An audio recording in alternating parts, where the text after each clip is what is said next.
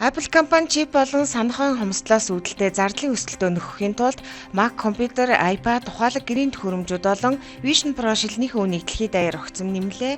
Үүний улмаас компани хувьцааны анш нэг өдрийн дотор 6.1% унаж $275,15 төрсөн нь сүүлийн жил гаруй хугацаанд хамгийн том уналт боллоо. Тус компани шинээр гаргасан MacBook Neo зөврийн компьютерийнхаа үнийг $599-оос $699, 13 инчийн MacBook Air-ийн үнийг $1,099-оос $1,299, харин 14 инчийн MacBook Pro зөврийн компьютерийг $1,699-оос $1,999 болгож өсгөжээ.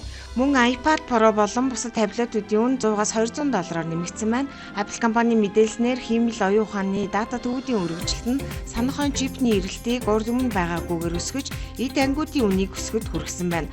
Одоогоор iPhone, Apple Watch болон AirPods-ийн үнийг мдэггүй ч цаашид өөрчлөлт орж болзошгүйг тус компани анхааруулад байна. Хэрв та гадаад арилжаанд оролцохыг хүсвэл Тэнгэр Капитал үнцаасны компанитай 7711 TIC 2 72 дугаарын утсаар холбогдоорой.